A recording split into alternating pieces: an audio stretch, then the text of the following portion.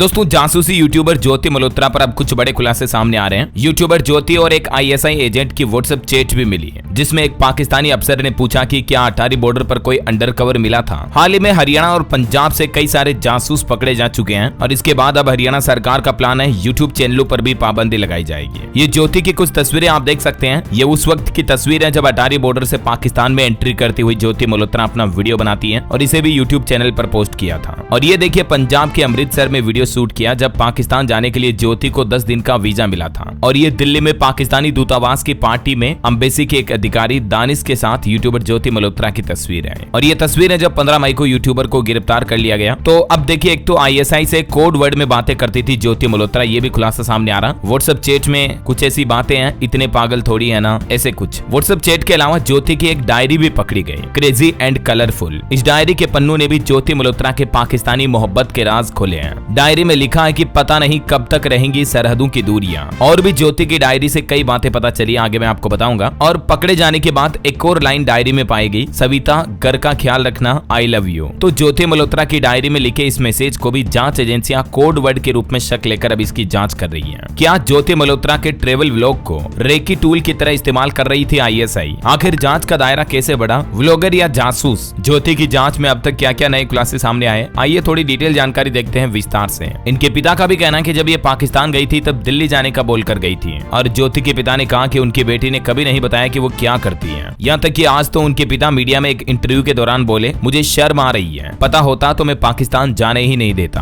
अभी यूट्यूबर ज्योति मल्होत्रा से military intelligence, NIA और आईबी भी पूछताछ कर रही है। उनकी बैंक खातों की भी जांच हो रही कि कहीं उन्हें अवैध फंडिंग तो नहीं मिल रही थी कहीं से। ज्योति के अलावा भी कई सारे ऐसे यूट्यूबर जो गिरफ्तार हुए हैं, जिनमें से कुछ को पाकिस्तान ने लड़कियों से दोस्ती का लालच देकर पाकिस्तानी जासूस बनाया। और ज्योति मामले में तो एक खुलासा ये भी आ रहा है कि एक नहीं बल्कि 3 बार पाकिस्तान में ज्योति को वीआईपी ट्रीटमेंट मिला था। दानिश से रिश्ते पर भी अब ज्योति मल्होत्रा ने क्या कहा, ये भी देखेंगे। और दोस्तों, अब यूट्यूबर ज्योति को एनआईए ने जो हिरासत में लिया है तो उनसे टेरर कनेक्शन में पूछताछ हो रही है, क्योंकि ज्योति जम्मू कश्मीर पहलगाम हमले से पहले वो पहलगाम भी गई थी और उसी दौरान वो पाकिस्तान भी गई थी। तो इसीलिए इन पर जासूसी के आरोप और ज्यादा गंभीर लग रहे हैं। एक और खुलासा ये सामने आ रहा है कि पहलगाम हमले के बाद एम्बेसी में केक लेकर आए युवक से भी पाकिस्तान में मिली थी ज्योति। ये वो तस्वीर आप देख सकते हैं, पाकिस्तानी एम्बेसी में पहलगाम हमले के बाद केक लेकर जाता युवक, और इसी युवक से पाकिस्तान में ज्योति भी मिली थी। आखिर ये क्या कनेक्शन है? आइए दोस्तों, ज्योति मल्होत्रा के मामले को अब तक थोड़ा विस्तार से देखने की कोशिश करते हैं। सबसे पहले शुरुआत करते हैं व्हाट्सएप चैट से। तो देखिए, यूट्यूबर ज्योति और आईएसआई अधिकारी अली हसन की व्हाट्सएप चैटिंग में क्या क्या लिखा गया। अली हसन का व्हाट्सएप मैसेज आता है कि जब आप गए थे अटारी, वहाँ प्रोटोकॉल किस किस को मिला था। ज्योति लिखती है कि किसको मिला, मुझे तो नहीं मिला। फिर अली हसन लिखते हैं कि इट मीन कोई अंडरकवर पर्सन हो, जैसे यार पता चल जाता है देखकर, आपको कैसे निकालना था या उसको अंदर लेकर आना था, इट्स माई मैटर। उसको अंदर गुरुद्वारे में ले आना था आपने, रूम में दोनों को बैठा देना था, अभी लगे रहो। फिर ज्योति एक बच्चे की इमोजी भेजकर लिखती है, नहीं इतने पागल थोड़ी ना थे वो। तो ज्योति और ये एक पाकिस्तानी आईएसआई अधिकारी अली हसन की चैटिंग से ये पता चलता है कि कहीं ना कहीं ज्योति को इस पूरे जासूसी इवेंट के बारे में पता था कि उसे यहाँ क्या करना था क्या नहीं। अली ने ही पाकिस्तान में ज्योति के घूमने ठहरने का अरेंजमेंट करवाया था। केंद्रीय जांच एजेंसियों की जांच में ये भी सामने आया कि वह वीजा के लिए पाकिस्तानी दूतावास गई, जहां दानिश से नंबर शेयर हुआ और फिर उनकी बातचीत होने लगी। 2023 में जब वो पहली बार पाकिस्तान गई थी तो दानिश ने उसे अली हसन से मिलने को कहा और इसके बाद पाकिस्तान में ज्योति को पुलिस सिक्योरिटी दी गई। जिस 5 स्टार होटल में वो रुकी उसका वीडियो भी उसने अपने यूट्यूब चैनल पर अपलोड किया। अली हसन ने उसे आगे पाकिस्तानी खुफिया एजेंसियों के अधिकारियों से मिलवाया था। ज्योति की मुलाकात तब शाकिर और राणा शहबाज से भी हुई। ज्योति ने शाकिर का मोबाइल नंबर ले लिया, उसके मोबाइल में किसी पाकिस्तानी के नंबर पर शक न हो इसलिए उसे जट रंधावा के नाम से सेव कर लिया अपने फोन में। भारत लौटने के बाद उसने पाकिस्तानी खुफिया एजेंसियों के लिए काम करना शुरू कर दिया। वह व्हाट्सएप, स्नैपचैट और टेलीग्राम समेत दूसरे माध्यमों के जरिए उन्हें खुफिया जानकारियां भेजने में लग गई। देखिए किस तरह से देश के साथ गद्दारी करने लगी ज्योति।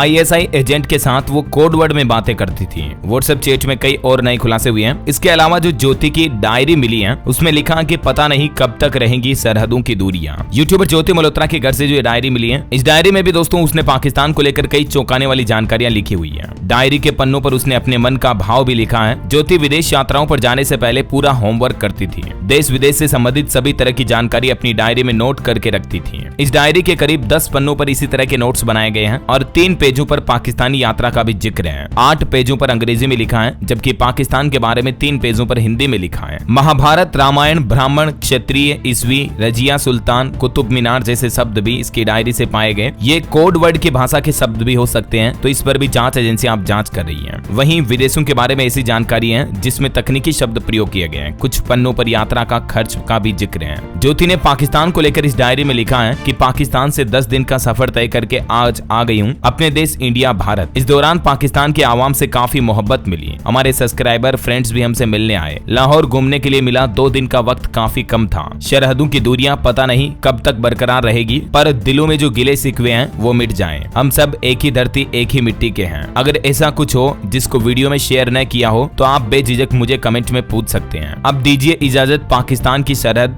यहीं तक की। इस डायरी में भारत पाकिस्तान बंटवारे का दर्द भी उजागर किया हुआ है। ज्योति ने लिखा कि रिक्वेस्ट है कि पाकिस्तान गवर्नमेंट इंडियंस के लिए भी और भी गुरुद्वारे और मंदिरों के रास्ते खोले, सहूलियत पैदा करें कि हिंदू लोग भी वहां विजिट कर पाए, वहां के मंदिरों को भी प्रोटेक्ट करें और अपनी फैमिली जो 1947 में बिछड़ गई थी जिन परिवारों की, उनसे भी मिल पाए। पाकिस्तान की बस के बारे में जितना कहो उतना कम, क्रेजी एंड कलरफुल। तो ये ज्योति की डायरी में पाकिस्तान को लेकर कुछ बातें लिखी हुई हैं। अब एक सबसे बड़ा सवाल यह कि नई दिल्ली में जो पाकिस्तानी दूतावास के जिस दानिश को जासूसी के इल्जाम में देश से निकाल दिया गया और पाकिस्तान में जिन 3 PIO से ज्योति की मुलाकात कराई गई, तो क्या ज्योति ने इनमें से किसी को कोई खुफिया डॉक्यूमेंट या ऐसी कोई इन्फॉर्मेशन पास की जिसकी बिना पर पाकिस्तान का जासूस या गद्दार करार कर दिया जाए ज्योति को? अगर ऐसी कोई इन्फॉर्मेशन ज्योति ने पाकिस्तान तक पहुंचाई तो वो क्या था, किस तरह की इन्फॉर्मेशन थी और कितनी गंभीर थी? इन कुछ सवालों को लेकर ज्योति से पूछताछ चल रही है, लेकिन मीडिया रिपोर्ट्स के मुताबिक ज्योति जांच एजेंसियों को पूछताछ में भी पूरा कोऑपरेट नहीं कर रही है। कई सवालों के जवाब नहीं दे रही, चुप्पी साधे हुई है। ज्योति के इलेक्ट्रॉनिक डिवाइस यानी उसके लैपटॉप मोबाइल की भी अभी जांच चल रही है। तो क्या ज्योति बेकसूर है